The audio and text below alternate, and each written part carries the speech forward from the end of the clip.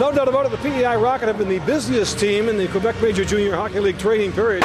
No less than 7 trades gone. Brandon Street, Brandon McLean, Chris Doyle, Joel Champagne, the goaltender Marco Cousineau, and a couple of others. They may make more. We'll talk to their president, Serge Savard Jr., next. I'm John Moore reporting for sportsandmore.com.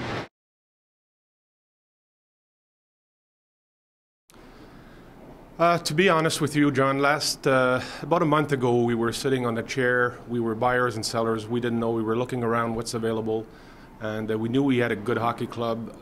We had strong goaltending, and as it went along, we were looking at what would it cost to have a decent chance in the playoffs. Looking at what St. John and Moncton and Cape Breton are doing in our division with the system of playoffs now. We'll have to play St. John or Moncton in the first round. So after seeing what they did, we did not have a second-round pick or a third-round pick this year. So for us to trade Casavant, Oligny, Duffy, Escott, all these guys, and then we did that mistake a few years back. And then to have 3 or 4 years of being last year in Charlottetown, at the end of the day, was not an option. So staying like we were, we felt we did not have a chance to beat Moncton or St. John in the first round.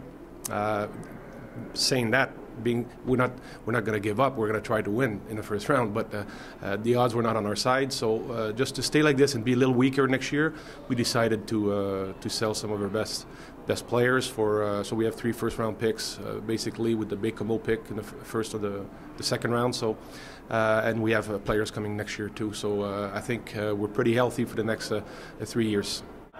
Well, at the end of the day, the trade with Victoriaville is I think the fans will understand that at the end of the season that it's a very good deal for the future of the Rocket.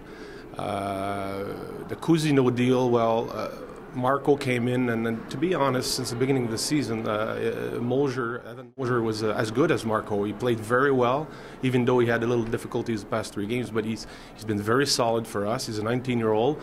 He's going to be our goaltender next year, so he deserved to be number 1 in the process we're doing right now. I really don't think so, John. We've added so many picks right now, draft picks early. Like I said, players next year that I can't mention, but that are going to come in and be impact players for the Rocket.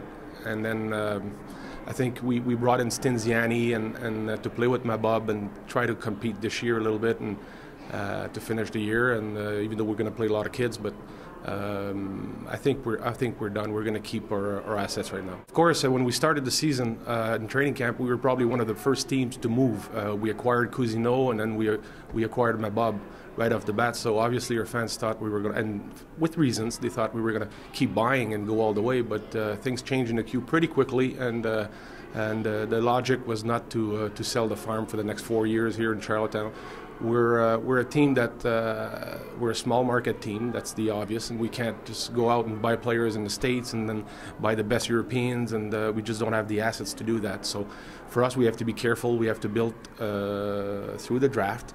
And we've made mistakes in the past, but this year I know the fans are angry because they really believe that if adding 2-3 good players, we had a shot at it. But not winning would have been a disaster for us this year. So after a lot of meetings with my dad, who owns the team with me, the obvious choice was to do what we did.